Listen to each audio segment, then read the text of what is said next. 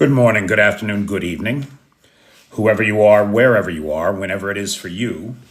For me, it is just past midnight on Wednesday, October the 9th, 2024, which makes this the news for October the 8th, day 959 of Vladimir Putin's war of aggression against the people of Ukraine.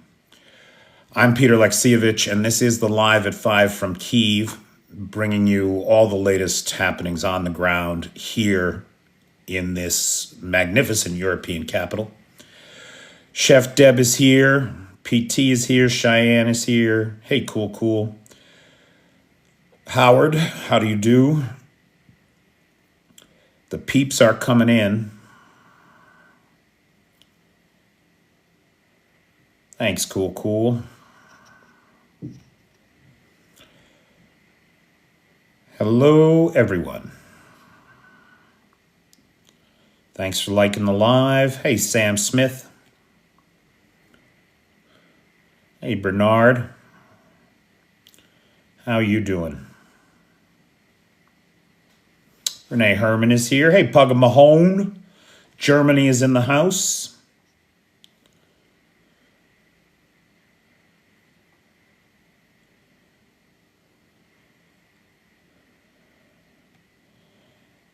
Hey ho.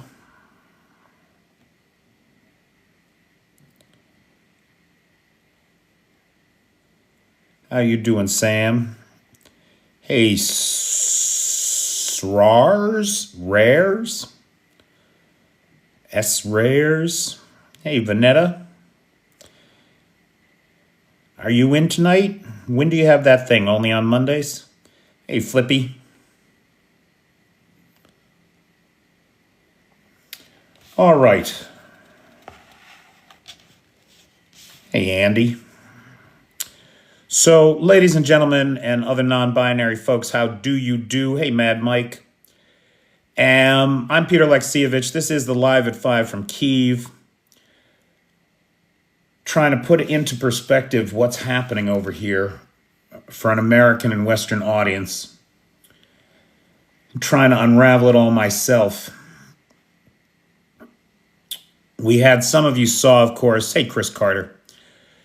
Some of you saw, of course, the video from this morning's air raid. We had last night 18, it's 100% interception rate. 18 out of 19 Shahed drones were shot down, and then one was returned to sender, sent back to Russia through electronic warfare, we assume. We were not so lucky with the 2 ballistic missiles that were sent. They struck the port of Odessa, and a ship registered to Palau, P-A-L-A-U, Palau? Is that how you say that? The ship was struck. One 60-year-old Ukrainian dock worker was unalived in that attack. And then there were other injuries among the crew of this Palau flagged vessel. Yesterday, on Monday, we saw 392 separate strikes on Ukraine using artillery shells on civilian infrastructure and glide bombs. Much of that were glide bombs, hitting 13 settlements, targeted all up and down the front line. These are not, and let's be clear, these are not hits on military targets. These are hits on civilian houses and residential areas. Because it's not as much a war for the Russians as it is a terror campaign against civilians. And we see that particularly in what's happening in Kherson these days. The Russian drone operators are engaged in what they are calling human safaris, hunting down civilians in minibuses, taxis, private cars with drones. Why? Because 2/3 of the population has fled from the fighting. The third that remains offers real resistance. And if you want to demoralize that local population, drive them into submission, then hunting them day and night is one way to do that. It's a terror campaign, PT. That's exactly what it is. Carried out by a bunch of terrorists and a terrorist state. And it is time we came to terms with that. And slowly it's happening. Now, I don't know if you guys have seen, we just in the last couple hours got this bombshell look at Bob Woodward's new book. I think he's calling it Words. So this is a pre-release copy of Words got out to CNN. And CNN pulled some very striking comments from it. In terms of Ukraine, one of the things that came up was that the U.S. had Russia's invasion plans before Russia invaded, which is a striking revelation to me. It shouldn't surprise us. We've been spying on the Russians for a long time. The Russians spy on us, right? So it makes sense that American intelligence would have gotten their hands on the Russian invasion plans. And the White House apparently attempted every diplomatic solution to intervene and try to get the Kremlin to back off, but as we know, without success, and the full-scale invasion proceeded. There were some quotes from President Biden when he had these invasion plans in front of him. He referred to that effing Putin. Putin is evil. We are dealing with the epitome of evil. Now, that's a solid, reasonable assessment of what we are dealing with here. But the behavior of the United States doesn't always seem to highlight that we understand that that's what we're dealing with here. Certainly, this continued prohibition against long-range strikes against airfields inside of Russia, which means that these glide bomb attacks continue to harass civilians every day, says that we don't really appreciate what we're dealing with here in the Kremlin and in the person of Vladimir Putin. But what was most striking in the revelations from this book, there was one piece that's getting a lot of attention. Woodward claims in this book that Trump secretly sent half a dozen or so COVID testing machines to Vladimir Putin for his private use, quote unquote, for his private use, just as soon as those machines were available. So somewhere in the early days of the pandemic, when testing was just getting started, when the first testing machines came out, and of course the White House got some, Trump turns around and sends half a dozen of them to Putin, and with a note that says, for your personal use. Further to that, Woodward claims that he has evidence and he has documented at least 7 separate private phone calls between Vladimir Putin and Donald Trump in the time after he left office. So as a private citizen, yes, Eli, when we couldn't find any tests in the U.S., he sent them to Vladimir Putin. Yes, he did. Now, this means that Donald Trump, as former president, as a private citizen now, had private conversations with Vladimir Putin on what Woodward is claiming is at least 7 separate occasions. What the fuck did they talk about? I'd like to know. Wouldn't we all like to know? But it can't be any good. It cannot be any good for any of us. Yeah. Now, yesterday, of course, was Vladimir Putin's birthday. And Ukraine's birthday present to Vladimir just keeps on burning. So, down in Crimea in the port of Fedosia, where the main marine oil terminal is, the Ukrainians hit it yesterday and it was on fire as of last night when we did the live. It was still on fire this morning, and the fire has spread now, they're saying, to a 6th oil storage tank. And so that's the birthday gift that just keeps on giving. Now, on the subject of America coming to terms with what Russia is and what our relationship with Russia should be, guys, if you're serious, I'm going to give you a summary here, but if you're serious about understanding how the Russians are coming at us, and coming at not just us, meaning the United States, but all of NATO and the West, you must watch the testimony before Congress this week of the Helsinki Commission. So the Helsinki Commission is a bipartisan congressional group that is interested in human rights and our security architecture with Europe. Russia expert Michael Weiss. Now, there were other people that testified, but Weiss had some great insight, I thought.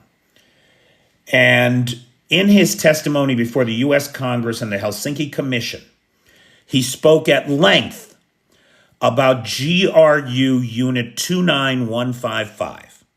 Now, anybody who follows this channel closely for the last year has heard about 29155.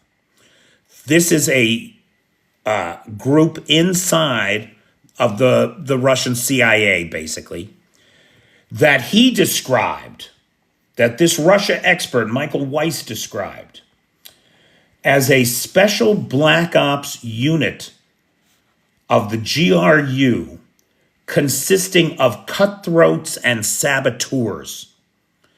And that's the best definition I've ever heard for these guys. He went on to detail the attacks that they have been behind in the West.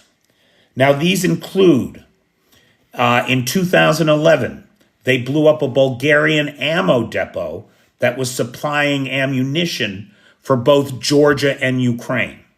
That was going back to 2011. In 2014, they set off 50 metric tons of ammunition meant for Ukraine in the Czech Republic. It was not exclusively meant for Ukraine. It was also meant for anti-Assad regime forces in Syria. So they blew up 50 metric tons of explosives. Do you know the biggest explosion of conventional munitions ever was 6,700 tons. Huge, right? This is 50 metric tons. That's a big chunk. It's a big chunk of that. In 2015, a guy by the name of Emelian Geberev, his son and factory manager, who they made ammunition, they were poisoned with a Novichok-like compound 3 years before that Novichok was actually used in Salisbury in England as part of a Kremlin assassination plot. And that reminds you, doesn't it, of the recent conspiracy to try to assassinate the CEO of Rheinmetall and half a dozen other defense industry CEOs in Germany who support the war in Ukraine, or who support the Ukrainians in the defense of their country in the face of Russian aggression.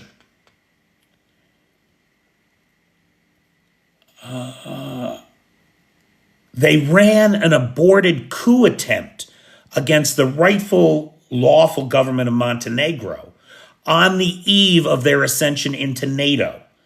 These guys have been undermining us for 2 decades, attacking, assassinating, blowing shit up. These guys were responsible. What's his name? The Berlin Butcher? The guy who just got released, Krasnikov, right? Krasnikov executed a Chechen turncoat, basically, who was living in Berlin in the middle of the day, in the middle of a park. He's Putin's personal assassin, apparently. Now these guys are recruiting local nationals and paying them in cryptocurrency to perform acts of sabotage on behalf of the Kremlin in the West. These include the IKEA warehouse that burned in Lithuania, the Warsaw shopping center that burned, the metals factory in Berlin that burned, the bus depot in Prague that was blown up. These are acts of terrorism. These are the acts of a terror state. This is not a legitimate government. And that's what we got to get through our heads. They burned an industrial estate in East London last year. France, just on the eve of the Olympics, arrested a Russian illegal, that is to say, an illegal Russian asset. He was posing as a chef, but really he was a high-ranking FSB officer who had been charged with kinetic terror attacks against the Olympics opening ceremonies in Paris. But that plot was foiled by French authorities just on the eve of the Olympics. Weiss said the words, "We have been at war with Russia for 20 years, but have been non-vigilant in the face of this reality." They're not treated as a terrorist state because I think there's a lot of reasons for it. They've got 6,000 nukes, and people are afraid of that. And we gotta get over that. You cannot live in fear of nuclear blackmail. The only way that Russia's nukes are effective is if they threaten their use and don't use them. And the West is foolish enough to believe them.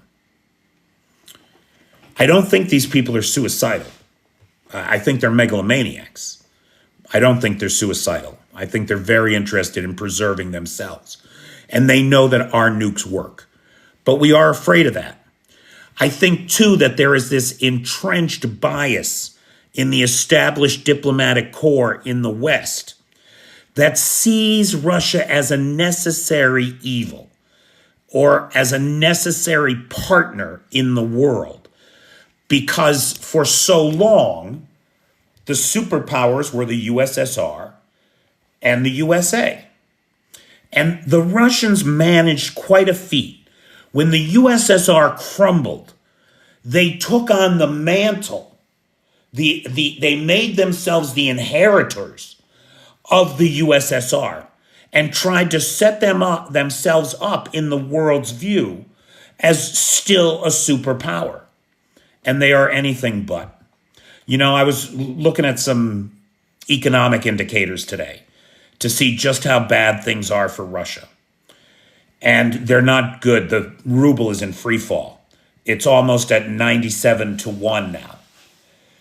But one thing really struck me. What is it that we all hear? What's the lie that we're being told? Because we all know, right, that there's statistics. Or no, there are lies, there are damn lies, and then there are statistics. And the trolls are using the statistics that come out of the IMF to tell us that Russia's economy is on fire. It's growing. It's the strongest economy in Europe. It's growing faster than the rest of the world, yada, yada, yada. What a load of shit. I mean, what a load of shit that is. The American economy in the last 5 years grew by $4 trillion, from about $21 trillion a year to about 25 trillion a year. The growth, our economy grew because we have the greatest engine for generating wealth in the history of the human race. Make no mistake. Say what you want about the United States, but it knows how to make fucking money. Our economy in the last 5 years grew by $4 trillion. That's just the growth. Do you know how big the Russian economy is in a nominal dollar figure? It's about 2 trillion. It's about 2 trillion. So that means that the United States economy in the last 5 years has grown by 2 Russias. By 2 Russias. You can't even compare the two economies. It's a joke. It's an absolute joke. I don't know if the IMF is dishonest about it or if the IMF is just a bureaucratic political organization that keeps taking the Kremlin data at its word and running with the Kremlin data. But you cannot trust the Kremlin data. All you got to do is look at the Hankies inflation report to know that you cannot trust the Russian data, right? The Russians say that officially inflation is at 9.1%. That's the official number. Not according to Hankies. According to Hankies, it's at 24%. 24%. You want to take out a mortgage in Russia today, it's 22% interest rate. I mean, you might as well go to a loan shark. Bet it all on black.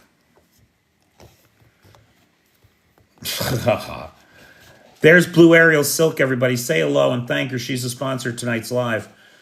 Blue Ariel Silk joined the Patreon at a level that once a month she gets a live sponsorship. And I thank her personally for her ongoing support. If you would like a live sponsorship, join the Patreon. I'd have to check what level that's a benefit of. Sorry, I should know that, but I don't. But Blue Ariel Silk is one of those people. Guys, I literally could not do this without the Patreon folks, so thank you. 3rd Assault Brigade in the Le Mans area, if we take a look at the front line here, regained some positions and freed about 10 Ukrainian POWs that were being held in Russian captivity there. So some advance by the Ukrainian armed forces in Le Mans. But that is the exception in the Donbass. The rest of the front continues to grind forward. And the Russians continue to make these small incremental gains at huge costs. Huge costs of men and equipment. In Toretsk, Russia has entered the eastern part of the town, and the fighting is said to be intense. There isn't a doorway that there isn't a soldier in with an automatic weapon who's shooting at the next doorway over. It is said to be highly attritional and very intense. Street to street, house to house fighting. In Kyiv, aerial bombs struck residential area, resulting in a massive fire and this giant mushroom cloud rising up over Kyiv. I mean, it really did look like, I mean, that's why they drop these giant glide bombs, right? Is to create those mushroom clouds, to make people think, oh my God, did they finally do it? Is that a tactical nuke we're seeing? They're using conventional weapons that are about as big an explosion as you can get without going nuclear. And they're doing it on cities. 21 people were injured. Again, glide bombs pummeled Sloviansk last night, striking homes and cars in residential areas. Among the victims was a 2-year-old girl. A 2-year-old girl. In Kherson, more glide bombs injured 20, plus 4 kids, 20 adults and 4 children. Sumy, a couple were killed in their home, just 38 and 35 years old, when it was struck by a Russian glide bomb.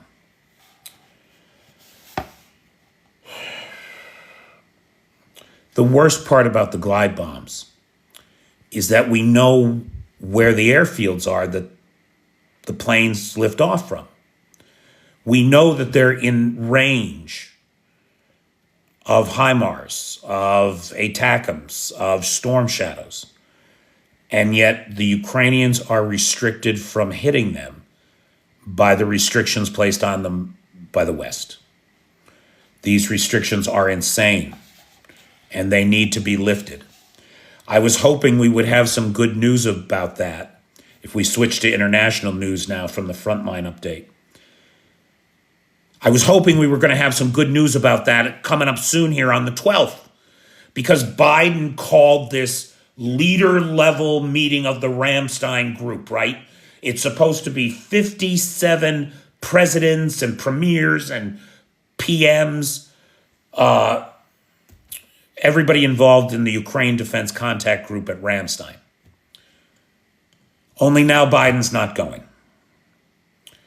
And you would think he would send Harris instead, but it looks like she's too busy campaigning, which is too bad, really too bad.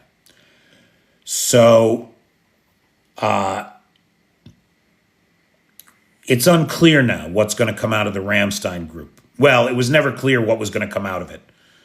But I had high hopes that because it was a leader-level summit and that Biden was going to be there in person, that some consensus, some one voice could be reached among all those NATO folks and extra folks. Now it's unclear what's going to happen there. In my opinion, Vice President Harris should pick up that slack and should make that meeting in Biden's place. Normally, Bobby, the Ramstein group is defense ministers and defense chiefs, but this was what they call a leader-level summit. So Biden called it and then called all the heads of states and asked them to come. So Keir Starmer, Macron, Olaf Scholz, go down the list. Blinken would be the person probably to send. Or, Lloyd Austin would be the person to send. If you're not going to send Kamala Harris. I'm of the opinion that it should be Harris. So, break her in for her duties as president that she'll have to come up with soon. South Korean defense minister speaking to parliament said that the possibility of North Korean troops I'm sorry. I apologize. Before we go to that,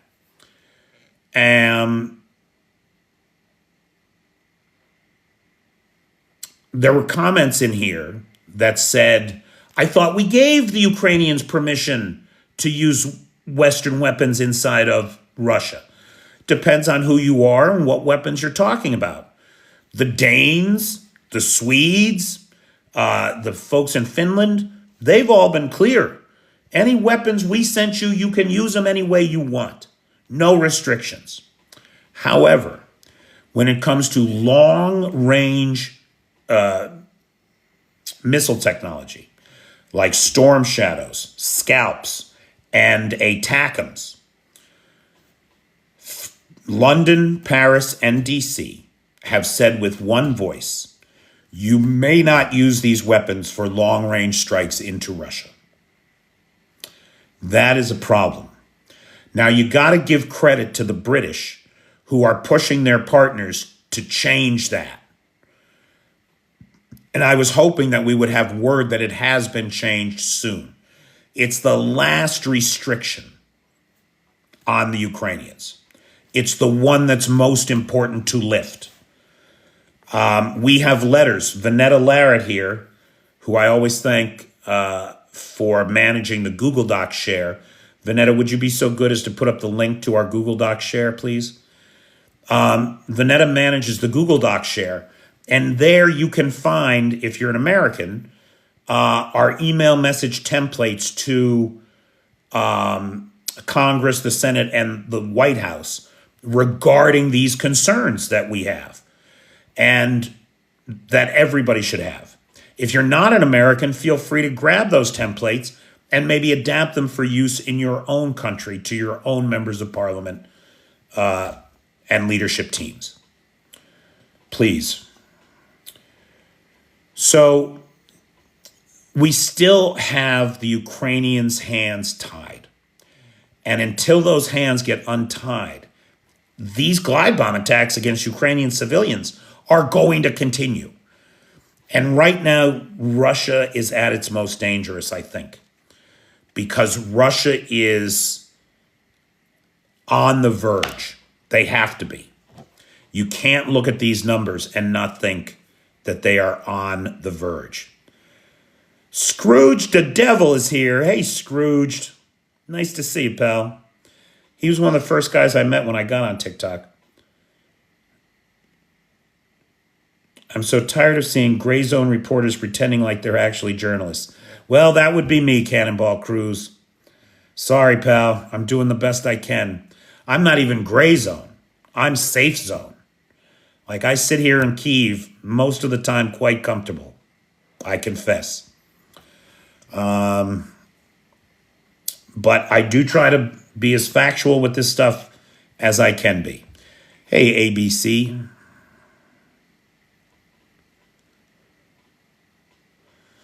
Yeah, the thing is, Joseph, you can say that. Let's decide not to go to war. Okay, that's fine. What do you do when your enemy pours 250,000 troops over your border? Do you lay down and die? What if it's your neighbor?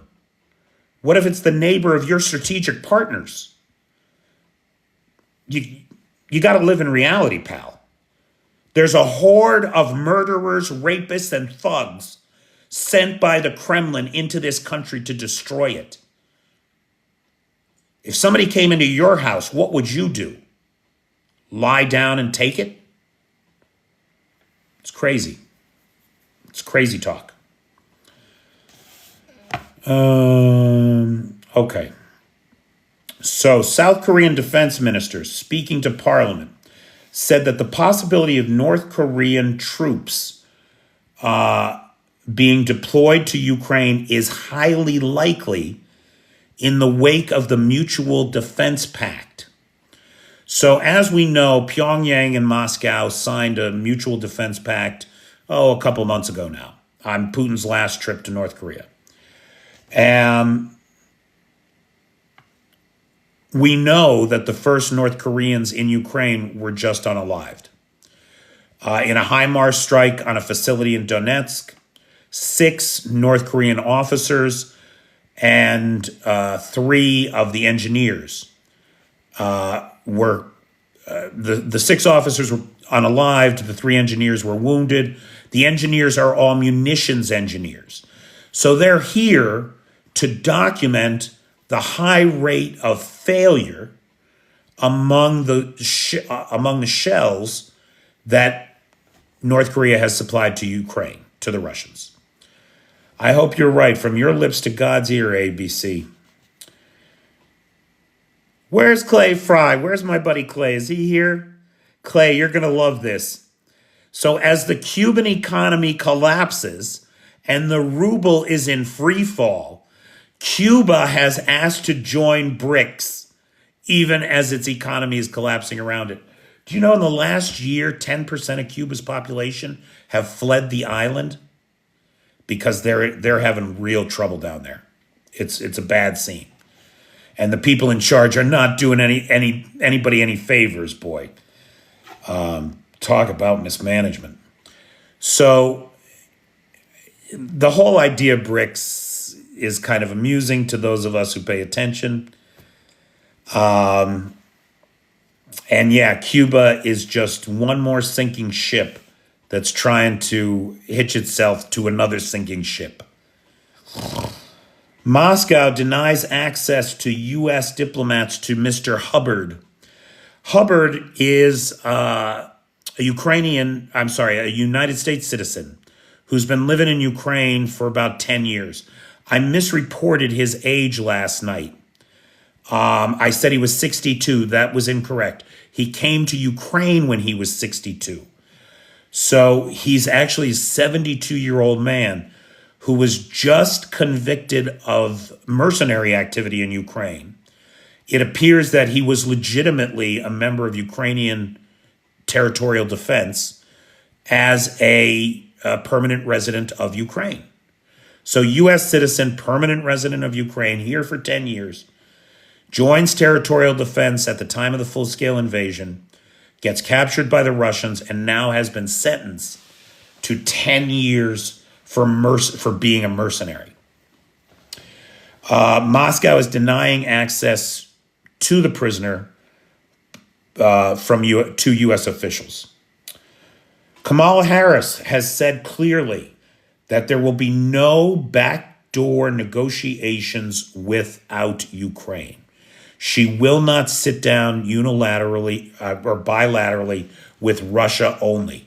That's not going to happen. Based on the revelations in the Woodward book, it sounds like Trump has been sitting down one-on-one with Moscow for the last 4 years since he's been out of office.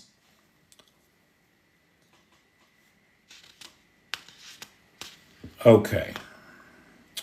Yesterday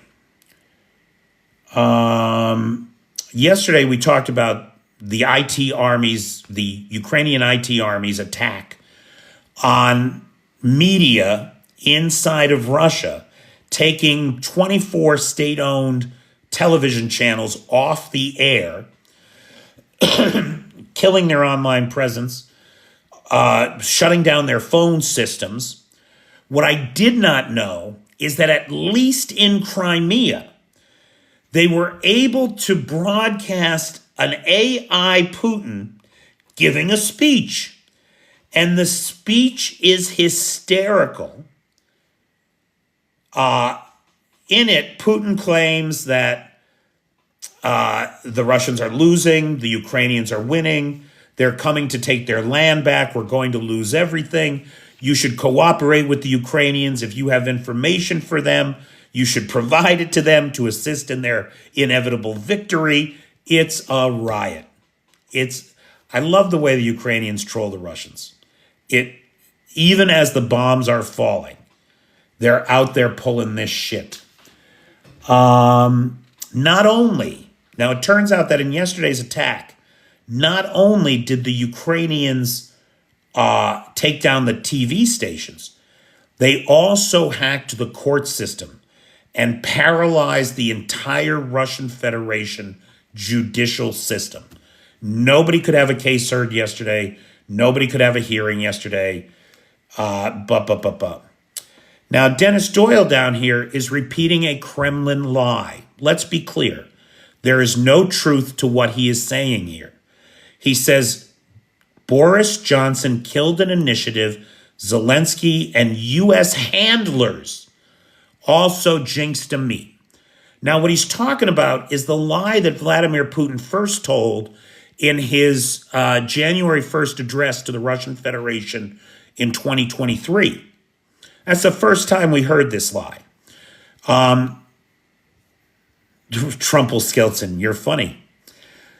Dobroviche, tovarish. Anyway, that's the first time that Putin told this lie was January 1st, 2023, in his address to the Russian Federation, where he was asked about a peace plan, and he said that he had withdrawn. He said the words, "We withdrew our troops from Kyiv as a gesture of goodwill because we thought we had a plan." Holy shit. The balls it takes to tell such a bold-faced lie when your guys got their asses kicked, and you can't face that reality. So you tell this bullshit lie. I assume that Mr. Doyle has been ejected from the premises. I'll probably get shut down now for misinformation and hate speech. Okay. Now, meanwhile, when Ukraine's IT army was busy hitting the Russians yesterday, Russian hackers were busy hitting the Belgians. So at the same time that Ukraine was taking out the Russian infrastructure, the Russian hackers were hitting the infrastructure of Belgium. This was the Kremlin-aligned hacker group No Name 057 that hacked Belgium municipal governmental infrastructure and affected the government's ability to work. So what the goal was there or why Belgium is unclear. That's not clear. Flippy is saying, because we are going to send Caesars. Pal, we appreciate the Caesars. We really do. But you're only buying 3. The Frenchies, the frogs managed to come up with 72, pal. Right? Now, I'm not diminishing it. We really appreciate it. Not saying we don't. But it's got to be something else. It's got to be something else than the Caesars. Yeah, I know, Paul. It's a shock and a thing. It is an act of war. It should be an act of war. Dawn patrols. It is right. That's the thing. It's a new kind of warfare, and we're still ramping up on what do we do about it? How do we handle it? Hard to say. You might be right, Flip. You might be right.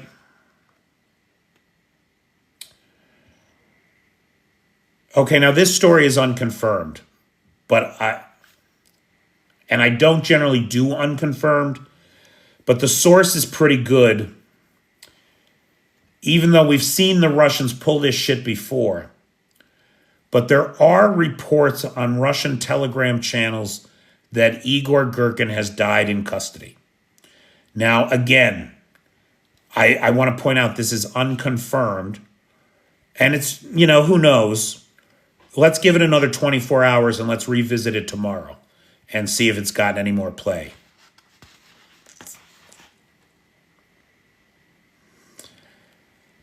Yeah, Dusty, I know that was the point because the guy was repeating Russian talking points.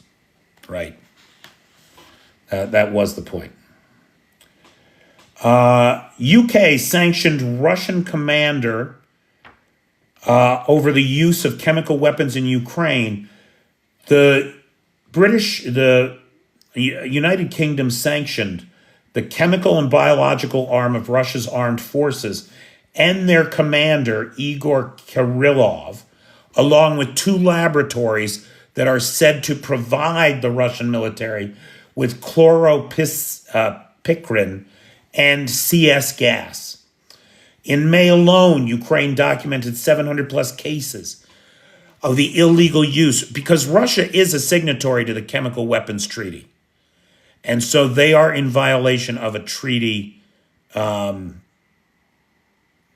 that they are signatory to. So 700 plus cases in May alone documented by the Ukrainians.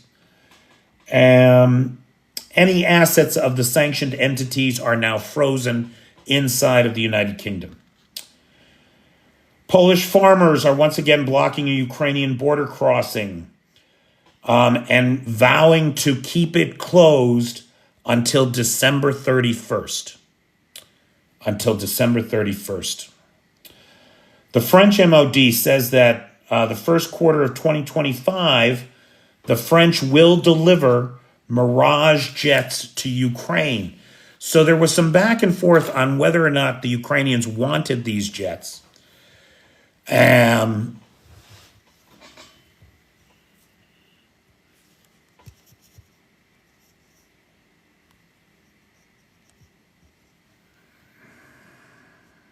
Sorry, one sec.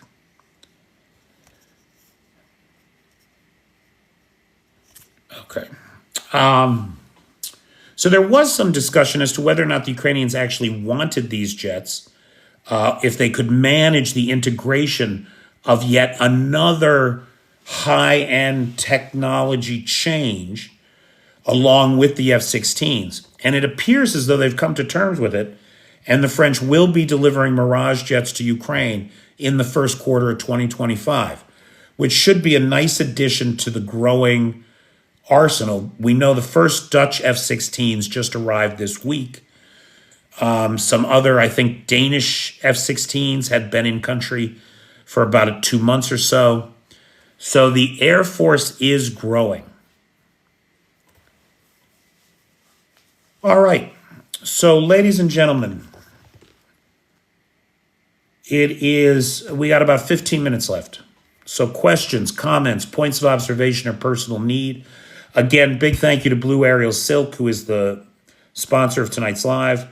I also want to give a shout out to Robert Stewart Key and Margaret H., who helped me get some office supplies and a replacement notebook since I filled the last one up.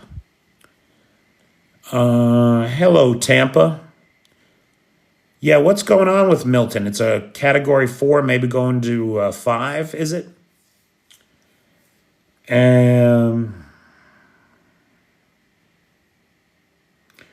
French drones spotted in Ukraine. Hey, Jimbo. Thanks, pal.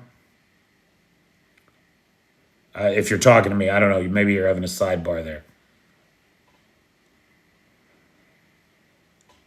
Heard it was back to a 5. Cat 5 now. It's a 5. Shoo. Any reason why Russia pulled back their ambassador from the U.S.? I didn't hear that they had, Pugga Mahone.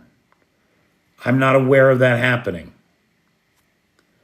Did that just happen? I don't know anything about it, pal.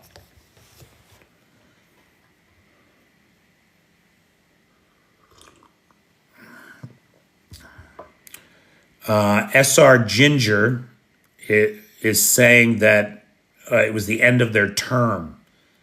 Standard rotation. Other people are saying standard rotation.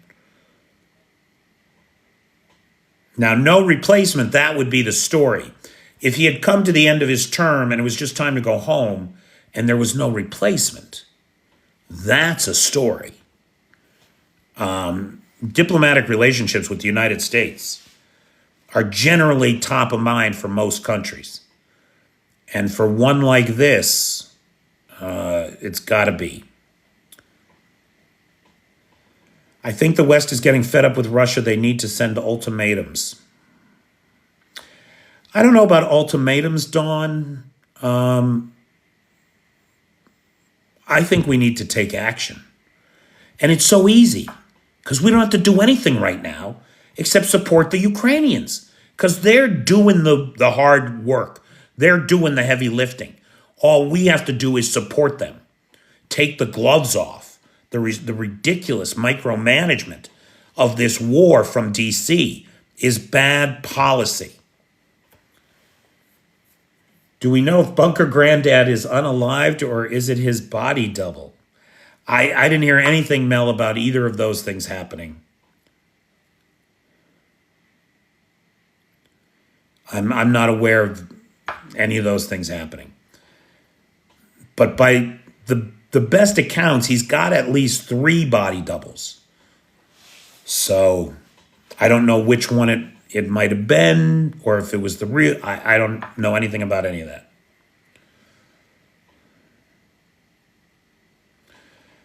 Senior Ginger, 941, I am with you. Mel, that is the lesson we were supposed to learn out of Vietnam, right? Is don't let governments micromanage a war from fucking 5,000 miles away. It's a recipe for disaster. Can all our NATO allies get together and stop Russia? Yeah, John, I wish they would. But you got Viktor Orban, who's making things very difficult. Then you got Robert Fico, who is not helping. And then you got Erdogan, who's playing both sides so hard and heavy. Putin's palace in Sochi, it is said that he demolished the villa himself in order to prevent it from being targeted by Ukrainian drones. However, it's not just one building, this thing. It's a whole compound. And I don't know the specifics of what was torn down. But let me tell you, we know that the guy moved 5 Pantsir 1s and an S-300 system to that palace to protect it. So the fact that he tore any of it down is crazy.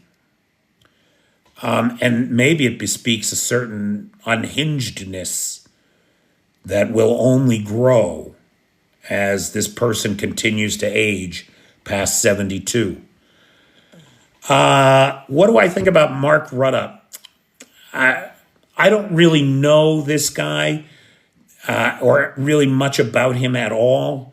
However, the analysts that I listen to say that they call him the Trump whisperer.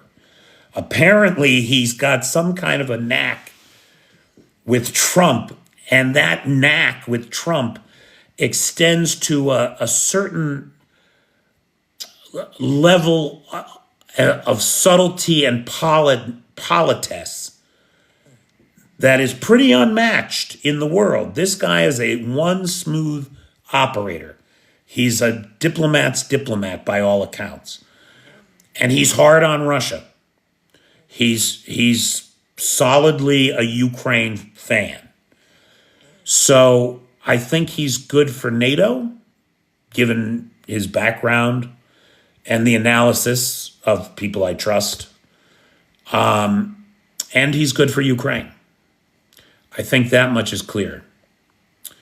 I hope it wasn't the chinless one. He's my favorite. I don't know if it was Play-Doh face, chinless, or Botox boy. I don't know. I don't know anything about it. I didn't bring it up. He needs the air defense at another place, says Lars. Maybe that's it. Probably sold the toilets from the palace. He probably melted them down into 1 kilo bars and sent them to the Iranians for more drones. Saddam Hussein act on Russia. I don't think so. I think it'll be much better if the former Soviet states got together and carved Russia up once its army is gone, thanks to Ukraine. Pudler is preparing for a mustache man exit. If Russia takes this town they are after, could Ukraine lose a large area because no supply road? So Clay is talking about the cities of Pokrovsk, Chasiv Yar, and Toretsk. They're all joined by a highway. If I'm not mistaken, it's the E51.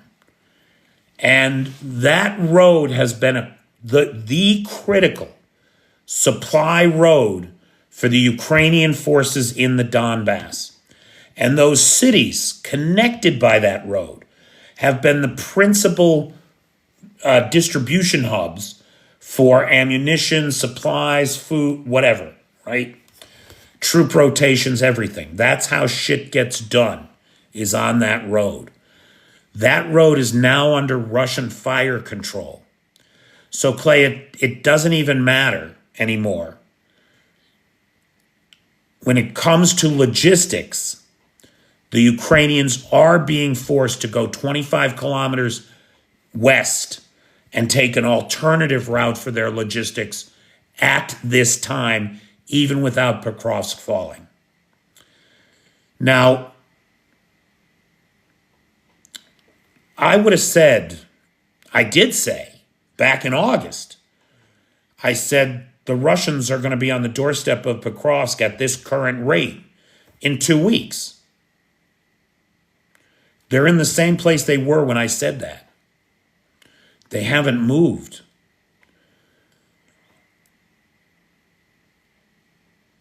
I would not have said this 2 months ago. But I don't know that the Russians are going to be able to take Pokrovsk. I thought it was inevitable.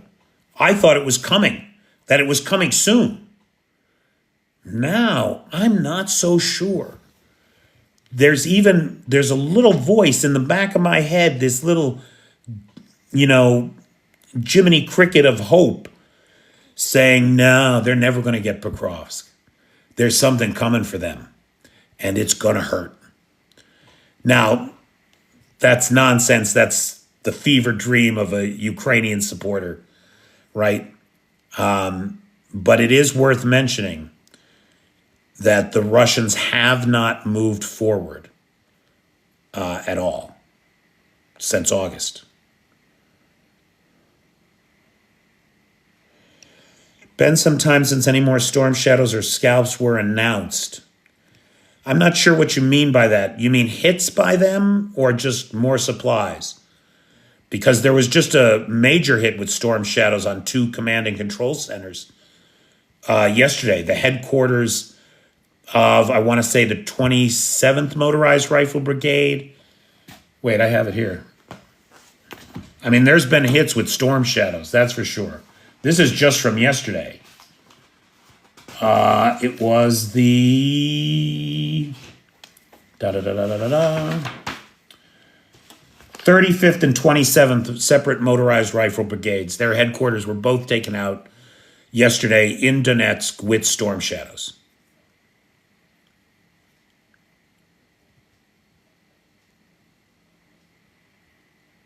Hey, Papa Don.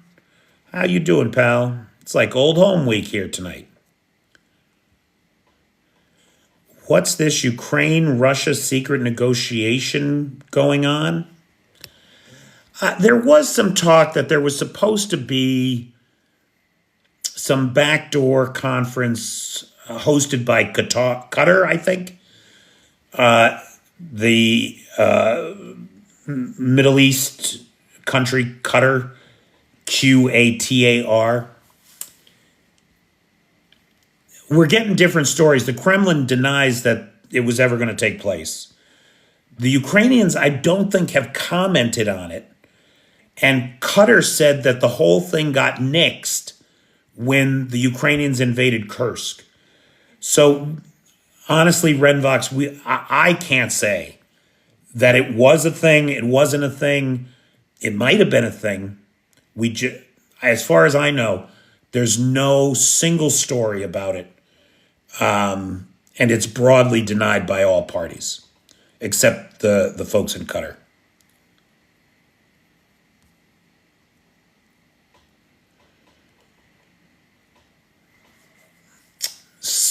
There's a lot of talk about Kursk and an area where the Russians are slowly advancing.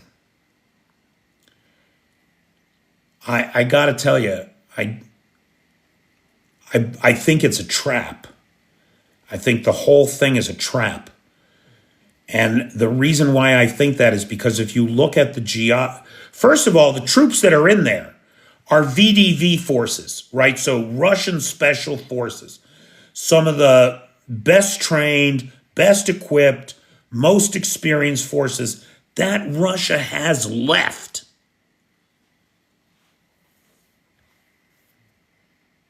And they came in to southern Kursk over the one bridge over the same river that, gosh, the Ukrainians forgot to blow up, I guess. That doesn't seem likely. They blew up the other 4, but they left that one. That one connected to the only road to Glashkovy and south into Kursk. So the Ukrainians knew what road they were coming in on, and they pummeled them on the road with FPV drones. Whoever made it to the contact line found themselves in a valley with Ukrainian artillery on the hills on both sides. Now, maybe that's all just an accident of happenstance, but Syrskyi is known for using the terrain against his enemies.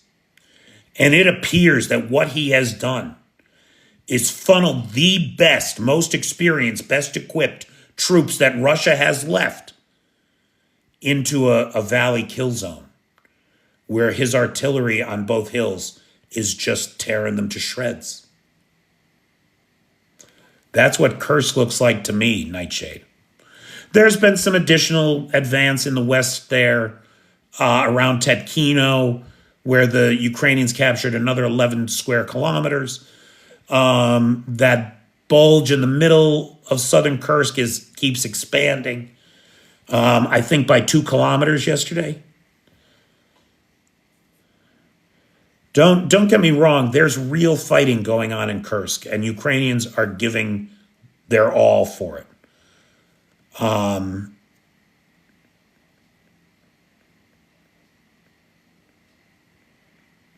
But it's not going well for the Russians.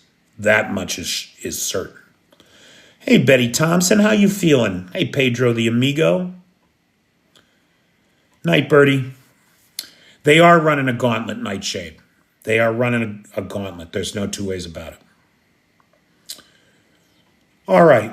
So, ladies and gentlemen, other non-binary folks, thanks so much for joining me for another Live at 5 from Kyiv. I'm Peter Alexievich, and this has been the latest happenings on the ground, live from Kyiv, Ukraine, for October the 8th, 2024, day 959 of Vladimir Putin's terror campaign against the people of Ukraine. Thanks, everybody. If anybody wants to sponsor a live, I don't have any live sponsors for the rest of the week. PayPal is in the description. Thank you all. Make it a great day.